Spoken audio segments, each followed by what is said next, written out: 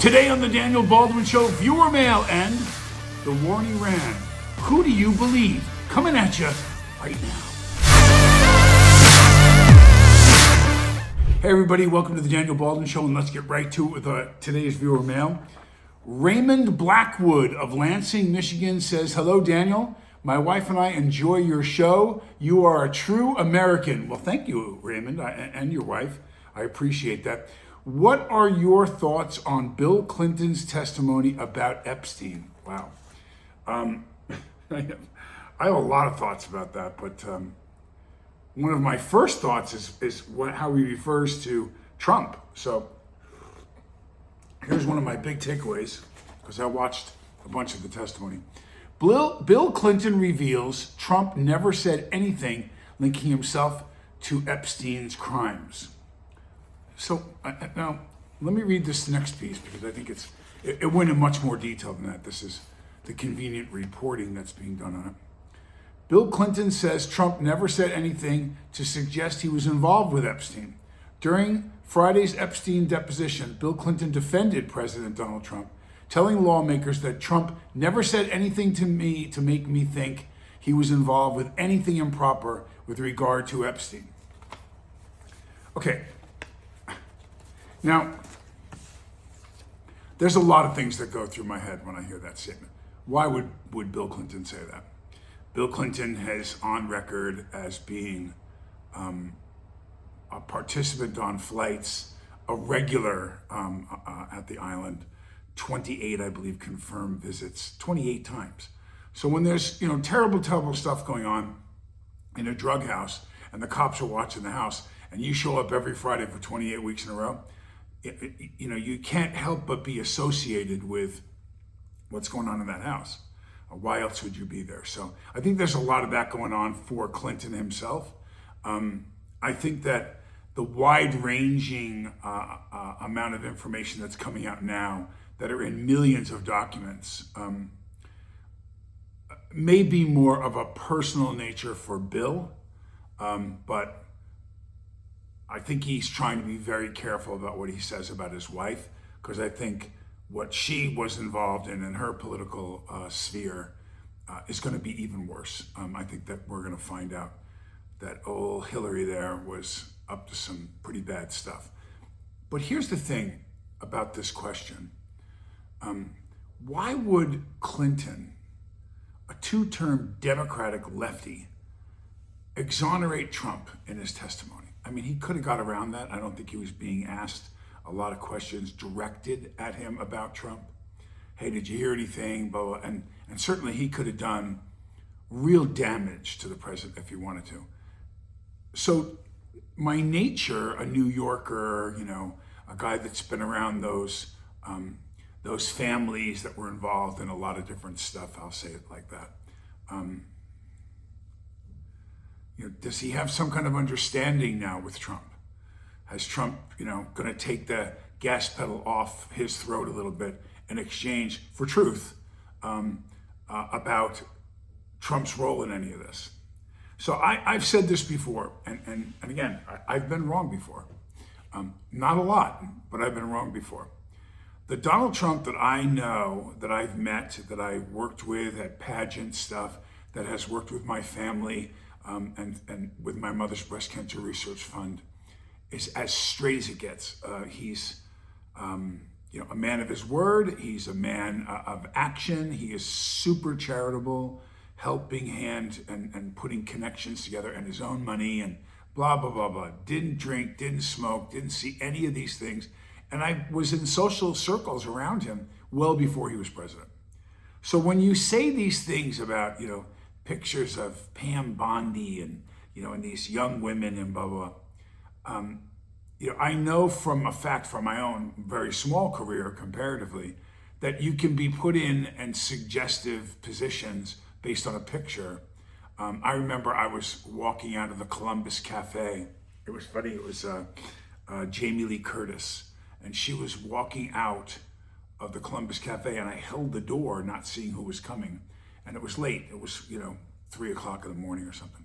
And it did appear like I had my arm around her when she was walking out the door. Now, at the time, I didn't even know Jamie Lee Curtis. But I remember they printed it in like the Enquirer, and she was married to Christopher Guest. And I ended up doing a movie with Chris many years later, The Attack of the 50-Foot Woman. And we laughed about the story. But in that image, it looked for sure like we were leaving the club together, and we weren't. So, I've seen a lot of these images, and I go, yeah. Here's the biggest thing that the Biden administration had these files for all 4 years and before the election. So we're coming off in 16 of Obama, and his vice president, Joe Biden, is now going to run in 2020. Two different times that they had opportunity to go into these files. Do you really believe, with the way politics are right now, that if there was any firecracker to blow up, any bomb to drop on Donald Trump, that they wouldn't have known that and gone through it and said, hey, here's videotape of Trump. There's videotapes of this. There's videotapes of very, very famous people, very, very powerful politicians, very, very big business and financial people around the world that are petrified when they go back, because they go back and they look at what they did on that island, and they realize that there were cameras hidden in bathrooms, there were cameras hidden in the showers, by the pool, in the bedrooms, everything. It's all on tape. So they've had those tapes. Forget about the files to go through what illegal communications were going on between Hillary Clinton and Mossad and this person and that person. Like that's just mind-boggling. Millions and millions of documents. But there's thousands of videos. There's 26 laptops worth of stuff, and there's cards that go in the laptops. Another 50 of those that are hours and hours long of just straight up sexual escapades with underage children. They haven't released any of that yet. But when they do, if he decides to destroy, and this will be, there won't be any excuse you can make for it. If you're a former president and you're having sex with an underage child on camera, and you're going to dump that on the American people, I don't care what your popularity was. I don't care what color your skin was. I don't care what your religion was. I don't care how much money you've given, how much time, blah, blah, blah, blah, blah. You will be destroyed. History will not be kind to you. You will only be remembered for that fact. And I think they have that. I do. I think they have that on a number of celebrities, really weird stuff that they did. And, and I wonder if it's ever going to come out. Will they, hold it back? I'm not sure. But there's evidence of it for sure. If you think for 1 second that they had anything like that, a bomb that they could blow off, that the best they could do is the Russia hoax, which was a hoax. The whole thing that they did in New York, and everyone likes to yell out, he's been convicted of felonies. That was such a ridiculous joke, what they decided to prosecute him for, and then found him guilty with a stacked deck against him. Illegal prosecutions. Those people are slowly but surely being outed. Election fraud in Georgia, but it just keeps going on. All this stuff that you started thinking to yourself, I started thinking, wow, maybe it would be better for him to step back and look at, he lost the 2020 election. Well, now there's evidence that suggests maybe he didn't lose that election. Maybe there's, there was voter fraud in a few places that really swayed a super tight election. I don't know. I'm not 100% sure. I know what I hear. I know what I see that we can all see. And I know I hear behind some closed doors that they say, there's some people that are sweating now. I don't know what good it does. I mean, we had Joe Biden for 4 years, that we suffered through that. One last thing I want to say, Raymond, is that I am a proud American. I wish we could get all the truth out. I wish we could figure this whole thing out. I think there's a lot of electoral college chess going on right now. But I think come near the end, when it's time to vote for J.D. Vance, should he be the predecessor to Donald Trump, you're going to see some hardcore shit hit the fan. I mean, it's going to be ugly. I hope that Kamala Harris runs again. I really do. I keep hearing that this is going to be who they're going to vault, her and who knows who's going to be with her, but I hope that they decide to have that woman run again. That would be so much fun for me. That outcome was pretty easy to predict. So I hope I answered your question, Raymond. Thank you for the question. I really appreciate all of you. At this time, I want to say, if it's possible for you to subscribe to the show, to hit like, to share the show with people, and get more people watching the show, that would be really great. It helps us get the job done, and also to expand. We're going to be moving the show. We may retitle the show. So, and then, of course, my ultimate would be to go back to the format that I originally had, which was having guests on the show. So anyway, let's go right to the title of the show, which was The War in Iran, Which Side Do You Believe?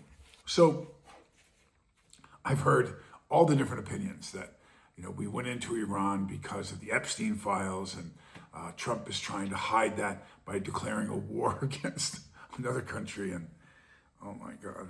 So the thing that I care about most is, what do the people of Iran, what do Iranians think about what's going on? And I've watched a lot of reporting on it and done a lot of digging. Let me read this. Reactions among the Iranians are deeply polarized, ranging from widespread euphoric celebrations to shock and grief. Many, particularly in Tehran and among the diaspora, celebrated with dancing and fireworks, viewing his death as a major step toward freedom. Many residents of Tehran and cities worldwide expressed joy, with reports of people shouting from rooftops, honking car horns, and cheering. Some described it as the end of the butcher and a criminal regime. Some citizens were stunned by the news, with some requiring visual confirmation of his body, according to reports in the Iran International. And I read other stuff, that it was a lot more of the older guard was very jarred by this death.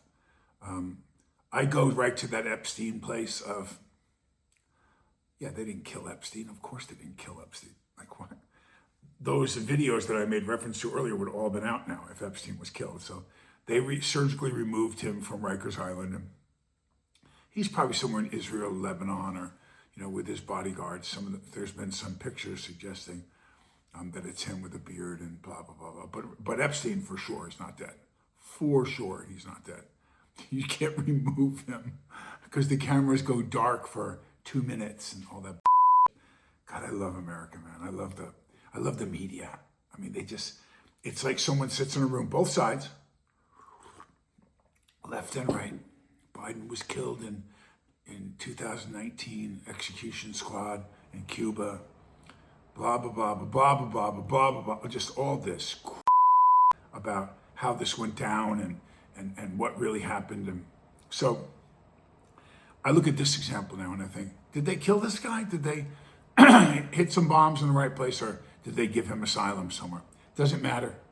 Does it really, at the end of the day, matter if this guy was killed or not? And I think, no, it probably doesn't matter. So what really does matter, though, is what I said, not what we think about it, not that Democrats are going to come up with and sit in their little war room, their little situation room and go, okay, we can't let Trump look good about what's going on in Iran. So he didn't have, hey, I know, he didn't have congressional approval. He didn't get congressional approval. Barack Obama attacked and bombed 8 different countries, 8 while he was president. Never once said he run it by Congress. 8. No one said anything. No one rioted. He's in his war room. He's in his situation room. He's with his generals. He's with his staff. And he decides, as the head in charge, we're going to bomb this country because they did X, Y, and Z. And he went ahead and did it. And guess what? He was president. We backed him. We might have criticized him, but we didn't riot and go crazy and call for his head and blah, blah. But this is the difference in having a Democratic president and not just a Republican president, but Donald Trump as president. Because no matter what he does, if everyone laid down on the ground and said, thank you, America, which a vast majority of them, particularly the younger ones, the future of Iran, are doing that. They're screaming Trump's name in the streets. Thank you. Thank you. You will be revered and regarded as the greatest American president of all time, that you stopped this guy. Because this guy, Khomeini, killed hundreds of thousands of people there. Anyone that opposed him, he just gunned them down, put them in prison, took them from their family. I mean, it was awful and terrible. No human rights, nothing. He just said, that's it, you can't oppose me. So these people are ecstatic about the idea that this guy's going to be gone. Any close to form of democracy would be a win for Iran. And it would be a win for the region. It would be a win for the Americans that do business with them. And we can open up a whole new corridor of business to America and trade and safe citizens to come back and forth and educate their children, us to go there and learn more about Iranian culture. And it all gets better now. So I don't believe we're going to be in some big, long, drawn-out situation. I don't think that he's going to go the route of let's occupy like we did under other administrations. I think he's going to make a clear surgical strike for a couple more months probably, and we'll have to put the proper team in there. You know, there was a great interview with Marco Rubio, and someone shouted out to him, are you going to be looking for to put a government in Cuba? Is this the plan with the president? And Rubio shut him off and said, if we can, I mean, it's on our goal to put our own government in there, but are we looking to see a different regime, a new regime in Cuba? Of course we are. Of course, this goes all the way back to Khrushchev and the Russians and the deals made out of Havana and the Cuban Missile Crisis. When we put that boycott up, it was written in the law, in the boycott, it must be a regime change for us to open up the borders and for us to reinvest in Cuba.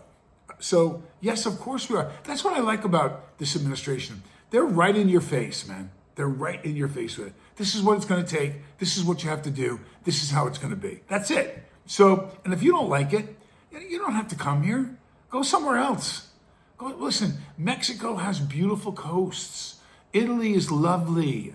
You know, the number of people that are occupying London now, it's not even London anymore. It's not even England. They're not English people. They're from all over the world. They've taken over the whole city. And listen, this is what their open border policies have done. And this is the way it is now. Do you know that, I want you to think about something. It would like be saying that Chinese food is the anointed American food because of the influx of people from China that have come to the US. Could you imagine that Indian food is acknowledged as the food of England? It's their official food. Indian food, food from another country, named after another place in the world, is the most common and now acknowledged food. And God bless them if that's what they want, and the people from England are okay with that. Great. I'm not okay with that. I don't want that. I don't want that. I want our diet that we took from other countries to come here, this melting pot, and let it be that there's Italian food and Chinese food and Middle Eastern food. And then the American food that we have is kind of a blend of what the Pilgrims came over from England and a couple other countries. It's not as maybe distinct as some other regions of the world, but we have our own stuff that we do here. I certainly don't want it to become Indian food. I don't want it to, and that's nothing against India. I enjoy Indian food, but I think you get what I'm saying. I think you get where I'm going right now. So what do we believe? Who do we believe? I'm watching videotape, and I can usually tell when it's AI, especially when pictures when it's terrible. And it's, it's just, there's a great shot going around the internet, and it shows a silhouetted face of this man, and he's with this young girl, and they can see her face better because she's facing the camera, and he's it's coming from back here. And everyone says, here's proof of Donald Trump in an apartment in New York or on Epstein's Island, or wherever the hell it was. And if it doesn't look exactly like Clinton's silhouette, I mean, it doesn't even look remotely like Trump, but when you look at the silhouette and then you look at Bill Clinton's head and his hairdo over the years, you go, wow, that looks a lot like Clinton, doesn't it? So, but again, people swore that had the picture that it's Donald Trump with some underage girl, and it looked very much like someone kind of put the picture together. It didn't really look real, but there's videotapes, news outlets, even CNN, places where people in America are screaming their thanks. Now, it has really to do with the country and the orders of Trump, but they're so grateful in Iran. Love you, Trump. You can't imagine how we are appreciate our country, our people. I'm really appreciate. We love you. Thank you, Mr. President Trump. God bless you. God bless America. Thank you, Mr. President. Dear Mr. President Trump. Trump kill Khamenei. I'm so happy. Thanks, Trump. Thanks, Trump. You are the best man in the world. I love you, Trump. I want to have a big thanks to President Trump for keeping his promise and freeing people of Iran that has nothing to do with this government, with this terrorist government. So I hope that this is an opportunity for the Iranian people to be free and to not live in tyranny and be subjected to the murders, the killing, the rapes, the just terrible outcomes that Khomeini persecuted them with. But listen, you don't have to hear the reporter's opinion to watch the videotape. If you look it up online and you do some homework yourselves, you can come to some conclusions as I do. And I do have, and maybe you do too, some advantages in knowing some people that are over there or that have been over there or that are part of this decision-making power that are whispering to me, yeah, man, the people over there are like, the Republican Guard is crawling out of the hole, kissing the boots of the Americans, saying, please stop the bombing, please. So they're kissing the boots of the Americans over there right now, saying, thank God, thank you. Thank you. Let my children, my grandchildren have an opportunity to live a beautiful life here in Iran and get this guy out of here. And now he's out. He's out. So let's see who takes his place. But my bet is on the version that the average Iranian is pretty happy. Now there's going to be old guard that's not used to the change, that doesn't trust the U.S., that has been fed the same propaganda that we're fed about a lot of things here. And there's masterful, powerful agencies at work here to get you, sway you for your vote for, whether it's midterms or presidential elections or whatever. They need you to keep them in power. And so they spend hundreds and hundreds of millions and billions of dollars to try to sway you and get your opinion to go in a direction that means a vote for them. Because a vote for them puts them in power, which means that's where the money follows, the ones that have the power. So I would love to be a fly on the wall to listen to, because it's every day. It's every single day. You can make a guy or a girl, you can make them, unless they get on camera and they just do something brutal, or they say something, or again, their action is, I remember there was a mayor in DC, Marion Barry, and he was like in some FBI thing, and he smoked cocaine, crack cocaine, with, it was pretty bad. And there was videotape of it. And so they kicked him out and they used this against him. Big sway of power in DC. Powerful guy, the mayor of Washington, DC. That's a really important city. And he was African-American. And shortly after, he kind of got on the mend, he got himself sober, and he was so popular with the people, they voted him back into office. So there was a campaign of people, even after being caught red-handed doing something crazy, that forgave him and put him back in office. So the path is through the people. And if you watch how the people react, and not what the reporters say, and not what the generals or the other politicians, those people are really agenda-driven. What do the people say that put those people in power? What did they say? The people in Iran, way more than half of them, a large number of them, are very happy that there's going to be a regime change and are super excited about the future for Iran. So that's my take on it. That's what I'm able to report to you. But I'm gonna end today's show with this prayer. Lord God, thank you for your guidance, and thank you for your continued wisdom in my life. Your will be done, Lord. We love you and we praise you, God. So many blessings in our lives. And we ask you, Lord, the people of Iran and the soldiers that already have perished from the U.S.